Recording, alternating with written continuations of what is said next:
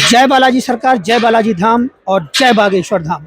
आज एक विशेष press conference पंडित धीरेन्द्र चंद शास्त्री द्वारा आयोजित की गई थी, जो कि उस आयोजन के लिए थी जो कि बागेश्वर धाम में कल से शुरू होने जा रहा है। और भव्य पैमाने पर यहाँ पर कथा का आयोजन और एक विशाल आयोजन है 121 कन्याओं के विवाह का। तो ये कार्यक्रम कल से शुरू हो गया है और कुछ ही समय पहले यहाँ पर पंडित धीरेन्द्र शास्त्री जी ने यहाँ पर प्रेस कॉन्फ्रेंस और पत्रकारों को संबोधित किया था।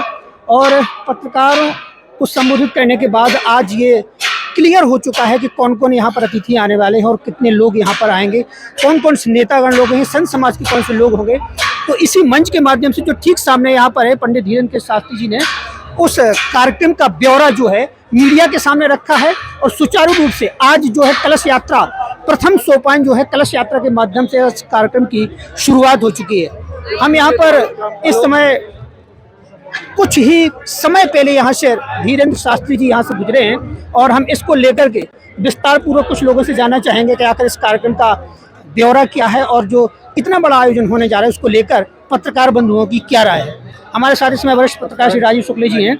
राजीव जी, ये बहुत बड़ा आयोजन है और मंच के माध्यम से आज उन्होंने मीडिया के सामने तमाम बातें तो रखी हैं, लेकिन सबसे बड़ी बात जो उन्होंने रखी है वो है हिंदू राष्ट्र की। तो इस कार्यक्रम के माध्यम से हिंदू राष्ट्र का उन्होंने जो स्वप्न देखा है और उन्होंने साकार करने की बात कही है कि संत समाज के लोगों के सामने ये सब हम विस्तार पूर्वक आगे ले जाएंगे, इस परंपरा को, श्रृंखला को, और इस अभियान को हम जगाएंगे। तो कैसे मानते हैं कि आप इसके माध्यम से क्या उन्हें सफलता मिलेगी? देखिए, जैसा कि उन्होंने खुद कहा कि यहाँ के यज्ञ के माध्यम से, यहाँ आने वाले लाखों लोगों के माध्यम से, लाखों लोगों की भावनाओं के साथ जिस तरह से उन्होंने हिंदू राष्ट्र की जो कल्पना की है, वह कल्पना ऐसी ही साकार होगी, ना कि किसी एक व्यक्ति के द्वारा।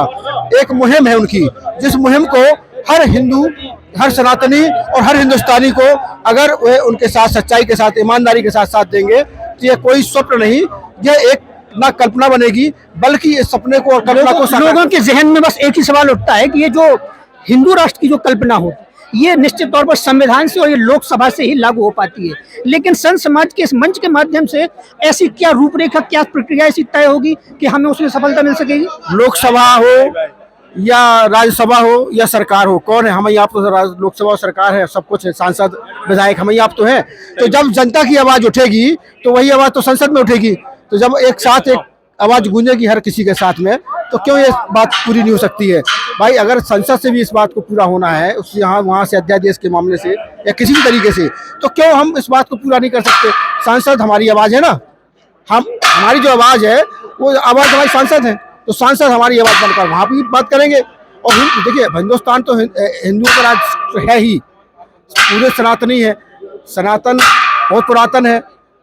अन्य जितने भी धर्म है वो कहाँ से आए? यहीं से तो आए। हमारे महाराज जी बताते हैं, वही हम बता रहे हैं, और जो हमारे शास्त्र बताते हैं। तो ये सब चीजें जो है वो सब है तो वही ना, कोई अलग बात थोड़ी है। कहने को तो निश्चित तौर पर ये हिंदू राष्ट्र है, लेकिन जब तक कागजी कार्रवाई और संविधान नहीं कहता है कि हिंदू राष्ट्र है, तब तक वो सपना पूरा नहीं माना जाता। तो आपको क्या लगता है कि बुंदेलखंड से ये जो लहर उठी है, ये पूरे देश में एक जन जागरूकता, एक लहर फैलाएगी ताकि हमें हिंदू राष्ट्र बनाने में अपने देश को सफलता मिलेगी? अवश्य। इस कार्यक्रम के माध्यम से देखिए कितना बड़ा पंडाल है, यहाँ पर लाखों लोगों की भीड़ होने वाली है, और लाखों लोग जब एक आवाज के साथ गुंजायमान होगी सबकी आवाज, और माहौल में जो वातावरण निर्मित होगा, तो जब वो माहौल निर्मित होता है, यज्ञ क्यों होते हैं? यज्ञ के माध्यम से जो उनकी धुआं जो निकलता है, उसके माध्यम से एक जो वायुमंडल में माहौल बनता है, पवित्रता आती है। उसी तरह से जब हर आवाज, हर गले से आवाज निकलेगी लाखों लोगों की, जब वो गुंजायमान होगी, तो अपने आप वो कल्पना साकार हो जाएगी। कोई बड़ी बात नहीं। हिंदू राष्ट्र की जो उन्होंने कल्पना की है, उस कल्पना को साकार करने के लिए हम आप सब इकट्ठे हो जाएं,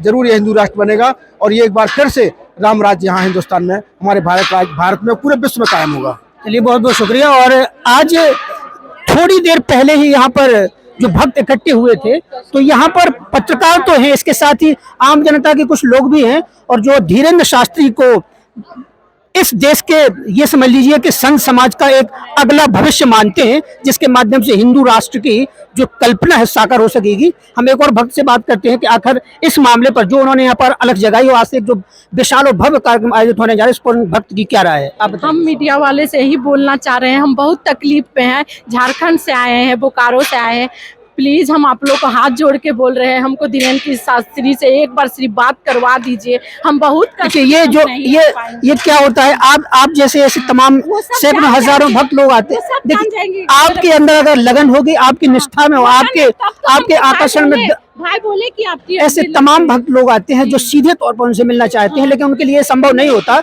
सबसे मिल पाएंगे, लेकिन आप मिल पाएंगी। आप निश्चित तौर पर आप धैर्य रखिए, आप मिल पाएंगे उनसे।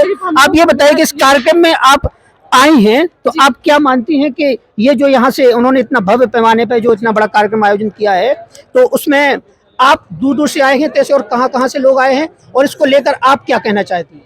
यहाँ बहुत दूर दूर से आए हैं, दिल्ली से आए हैं, मुंबई से आए हैं, कोलकाता से आए हैं, पटना से आए हैं, बिहार से आए हैं, रांची से आए हैं, मध्य प्रदेश से आए हैं। आप कैसे सुन के आई हैं? आप किस प्रकार से सुन कर आई हैं यहाँ पे? हम यही यूट्यूब में सुने, आज से नहीं, मेरा 1 साल हो गया। 1 साल से हम यूट्यूब में भाई जैसा जैसा बोले अर्जी करने के लिए हम ऐसा किए, और हमको दर्शन भी मिला, दर्शन हम पाए, और भाई हमसे बात भी किए, और हमको ऐसा बात कुछ बोले कि हम वो नहीं बताएंगे। ये ठीक है, ये भक्तों के मन का जो गुबार है, भक्तों के मन की जो आस्था है, यहाँ पर ऐसे तमाम सैकड़ों हजारों भक्तों में दिखती है। और इस मंच के माध्यम से हिंदू राष्ट्र की परिकल्पना और इसके साथ साथ अगले 1 सप्ताह के यहाँ पर क्या कार्यक्रम आयोजित होने जा रहे हैं, इस मंच के माध्यम से देश में संत समाज का एक बहुत बड़ा वर्ग जुड़ेगा, और इस बुंदेलखंड की भूमि पर एक बार फिर से अलग जगेगी भक्ति और श्रद्धा की, जो कि बुंदेलखंड के लिए मिसाल होगी। एक बहुत बड़ा पंडाल यहाँ पर लाखों की संख्या में भक्तों के बैठने की यहाँ पर व्यवस्था की गई है, और इस ठीक मंच के बगल में एक मंच की व्यवस्था है जहाँ पर से 121 कन्याओं का विवाह किया जाएगा। और आज से यह सिलसिला शुरू हो गया है, और कलश यात्रा के लिए महाराज जी निकल चुके हैं, और ऐसे ही ये भव्य कार्यक्रम सफलता की ओर बढ़े, सभी भक्तों की ऐसी शुभकामना है। धन्यवाद।